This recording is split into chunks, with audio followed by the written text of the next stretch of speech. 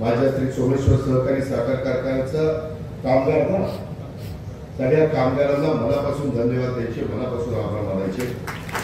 अनेक जणांकडे पैसा असतो पण पैसा देण्याची दानपणा चाललाय. आज आपली भावंड, आपल्या बहिणी, आपली मुलं मुली कुठे अडचणीत आहे, आपले वडीलधारी अडचणीत आहे आणि म्हणून त्यांनी तशा पद्धतीने मदत केली.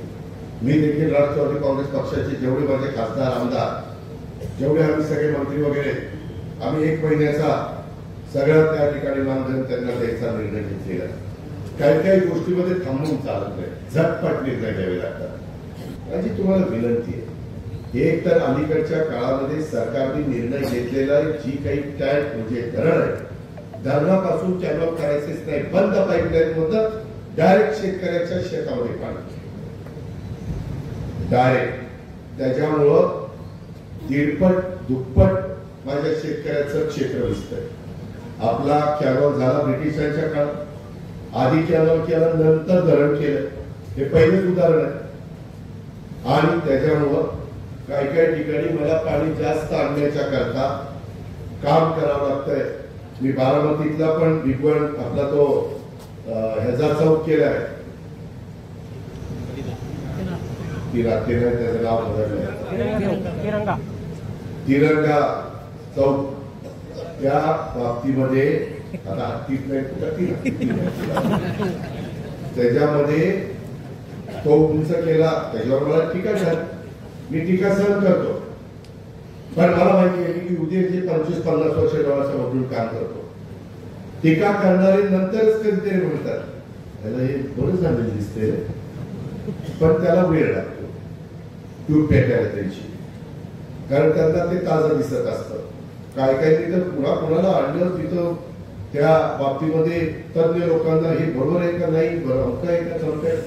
अरे मित्रांनो, त्या काळात वाहनं कमी होती, रहदारी कमी होती, ट्रॅफिकची गरज नव्हती, सिग्नलची.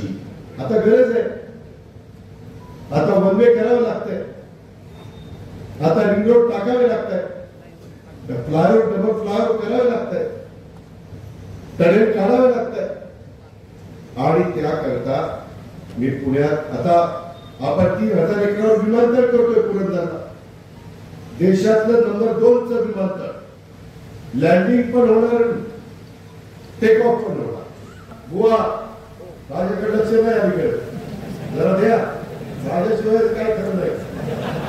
प्रत्येकाचा काळ असतो, माझाही काळ काय बरोबर नाही, पुढं माझाही काळ नसेल, पण आता माझ्या बरोबर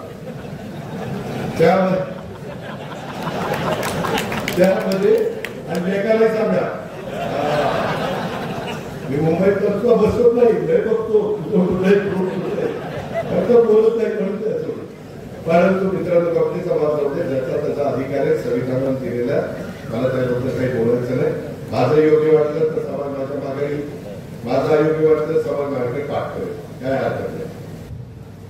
मी मगाशी बोलत होतो की काही काही ठिकाणी कॅनॉलवर जिथं अशा काही गोष्टी आहेत की तिथलं पाणी जास्त झिरपतं, तिथं काही बाबतीत तेवढ्या पुरतं आम्हाला लाईन करावं लागेल. ते नाही केलं तर उद्या कधीतरी कॅनॉल फुटेल. नाही पाणी बसलं तर मध्ये कॅनॉल फुटला पिंपरीला, तिथं आता वळण आहे, वळणाला दाबानी पाणी जात. मी असं म्हणत नाही तुमच्या विहिरीत पाझराव्या, त्याबद्दल नाही. अरे पण किती पाझराव्या, त्या जमिनी उफळायला लागले आणि शेवटी कशा विहिरीत चालतात मला माहित नाही. सायकल कुणाचे सांगू का, सगळे सायकल बंद करा. मग कसं वाटतं, गारगार वाटतं, गारगार. उन्हाळ्यात तर बंद करतच नाही, करतो का, करतो का, मग कधी म्हणायचं काही म्हणलं नसताना मी केलंच असतंय. म्हणलं असतं तुम्ही एवढं मला प्रतिसाद देत नाही, नुसतंच ऐकत आहे काय बोलतोय ते. जरा तुम्ही पण प्रतिसाद दिला पाहिजे, त्याच्यावर बोलणाऱ्याला बरं वाटतं. जे काही आपल्याला करायचं ते मनापासून करायचं. सकाळी 6 वाजल्यापासून रात्री 11 वाजेपर्यंत आपण काम करतो. मला कधी कधी फोन करतात, दादा तुम्ही कधी झोपता, फोन करतात, विचारतात कधी झोपता, विश्रांती घ्या दादा, तब्येतीला जमा दादा, आणि त्याच्यानंतर एवढं बाळ काढून माझ्या पुढे ती कर ती कर ती कर ती कर ती कर. आता ती करायला कसं काय झोपील? अजिबात जाती जातीमध्ये धर्मामध्ये ते निर्माण होईल असं वागू नका. हे आपल्याला शिवशाहू फुले आंबेडकरांनी शिकवलेले नाही, आपल्या बाप दादाने आपल्याला शिकवलेले नाही. आपण अनेक जाती धर्माचे लोक, माझा मुरुम घ्या, वाडीवाडी घ्या, माझा वागणवाडी घ्या, माझा कारखाना घ्या, परिसर, माझा करंजे पूल घ्या किंवा तिकडे करंजे घ्या, सगळीकडे आपण चांगल्या पद्धतीने राहतो. त्याला दृष्ट लागून देऊ नका.